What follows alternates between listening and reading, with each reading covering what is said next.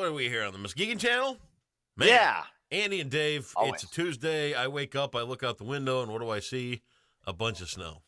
Who the hell came up with this idea? This is Thank you, winter but just no, like to linger. I'm good on the snow. We've had our fill for All the right. year, and lovely, right? You know what? I'm an indoor cat, so it doesn't really bother Right, me. you are kind of an indoors. That's just how I type. am. Got your claws taken away and everything. Yeah, I'm fine with being declawed. Yeah, I don't find it inhumane at all. You take out my fingernails if you want. They're useless. I just bite them. yeah. Well, you need fingernails. You kind of have to have fingernails, don't you? For what scratch to scratch itches. Yeah, but you can get one of those things. You want to know a secret that. about me? What? I have one of those things on every floor of the house. Back scratcher? Yeah. Really? Every floor. Yep. Just you get those. I had one in here at one point. See, now is where you're going to develop an itch in that one spot in your back you can't reach, and then it's all going to be over. I know it. Then I'm going to be SOL. Yeah. We can't have that. So no. Here's what we'll do. Absolutely not. Just to avoid any unnecessary, uncomfortable situations, let's get right to the news. Okay. You'll do it. I may comment. And we'll carry on from there. All right, sounds good.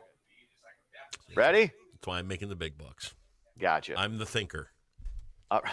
I'm the brains of the operation, whereas you're kind of the good look. Hey, did I notice too the other day you're looking a little more barrel-chested?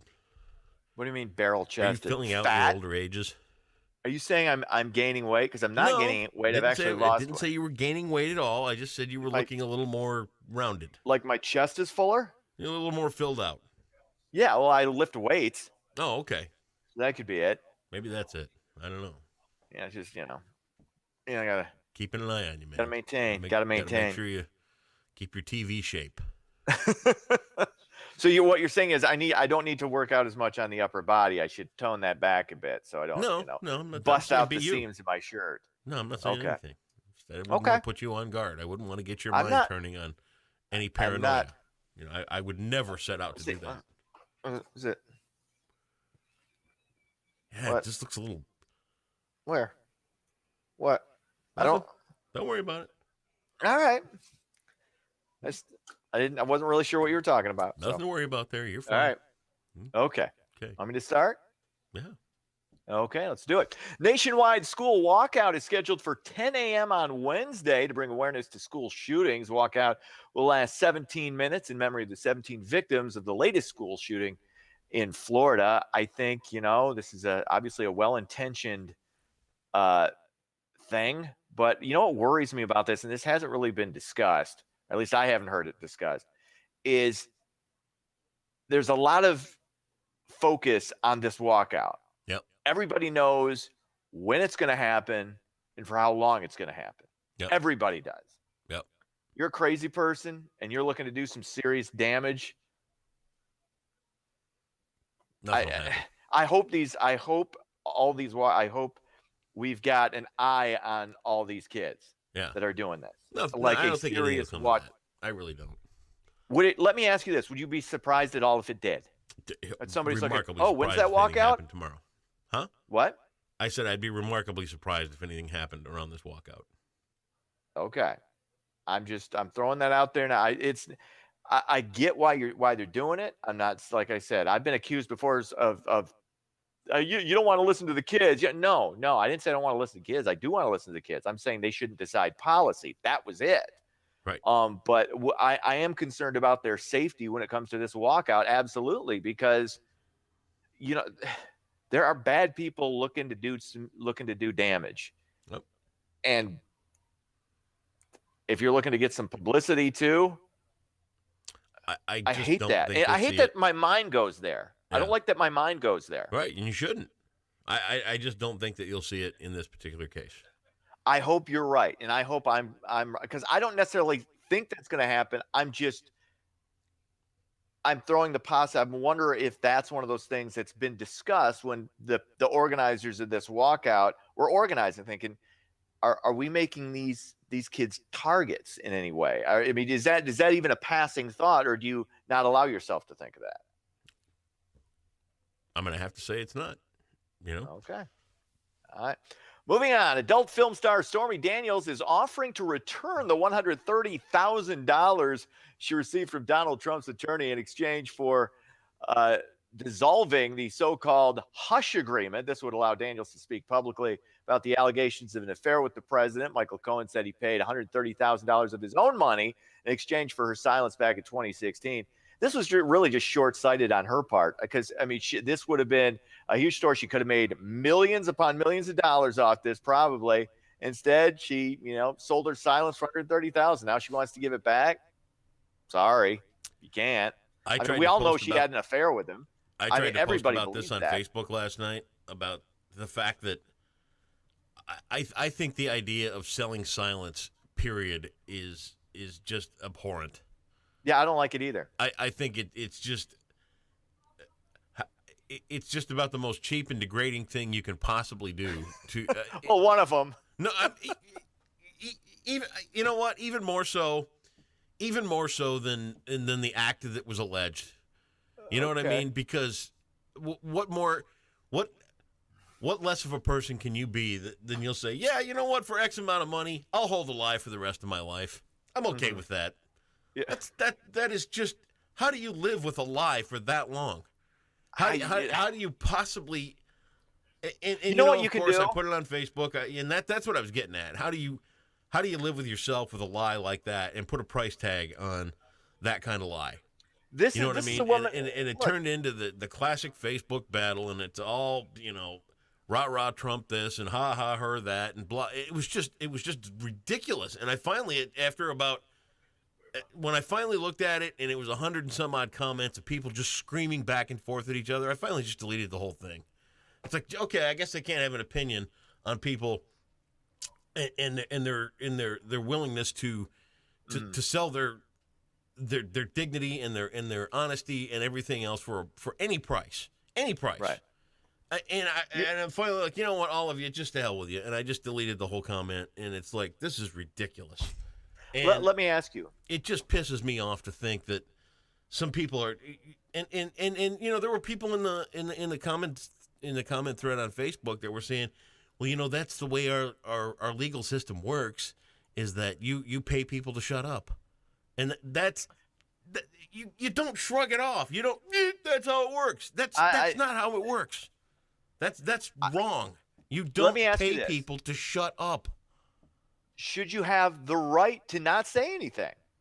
If you would like to not say anything, yes, you can. You can plead the fifth. I'm not saying it's right. I'm agreeing with you. I'm not saying it's right. Should you legally be able to sell your silence? I don't have a problem with somebody selling their silence. I won't say anything. I do. I don't think it's right. I think it just sucks. But can you separate what's right from what should be legal? You should legally be able to do that. I believe prostitution should be legal. That doesn't mean I think it's right. That means I think it's I can separate the legality from maybe the moral problem I may have with a law or what somebody does. I understand exactly what you're saying. But when you look at Stormy Daniels, I mean, okay, you're a porn star, and now you believe this should be kept private between two individuals. That's fine. You sold your silence for that. So now you can't capitalize. You made a short-sighted decision for $130,000. If you would have said, no, I'm not giving you this. I'm going to tell my story. You might have made more money off that. It speaks of both of these parties' characters that there could be financial. Look, here's the deal, dude. Sobriety is really basically about being honest, being truthful. Mm-hmm. I couldn't live with myself.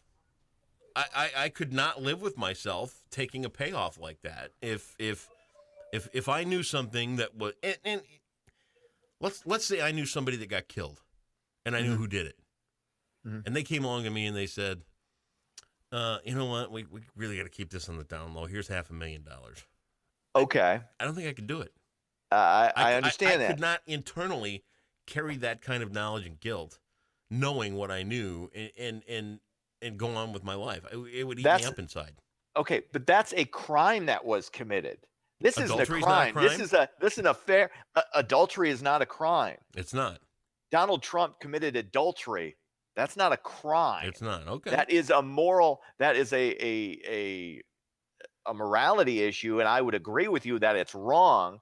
But paying her money to, it's really nobody's business whether or not they had an affair or didn't have an affair. It's really none of our business. But if she wants to talk about it, she has the right to talk about it, except for the fact that she was paid to not talk about it, so now she can't.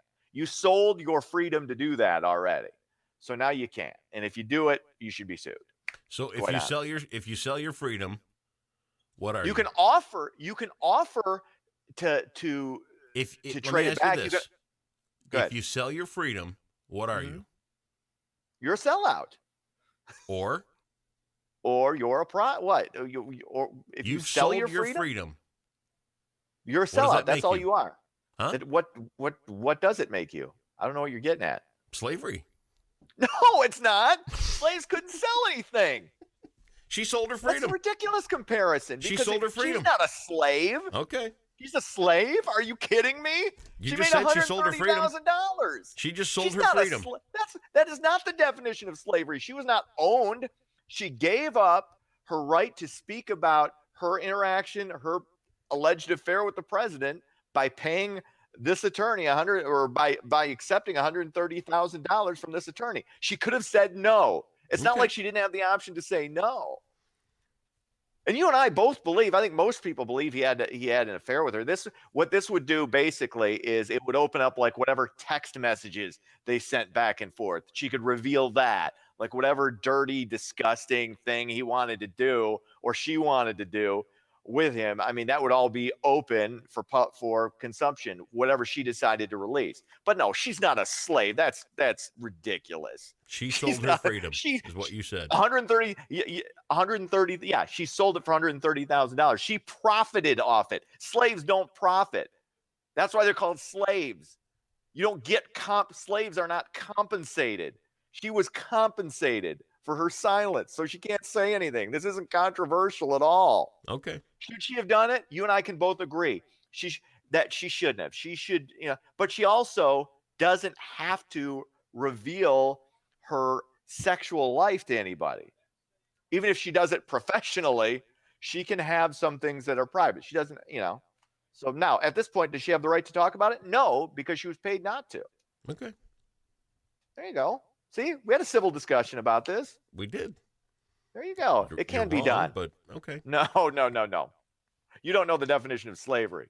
That's the problem. According to the latest study, Michigan is the 10th drunkest state in the country. Analysts used a variety of factors, including the number of men and women who reported heavy or binge drinking.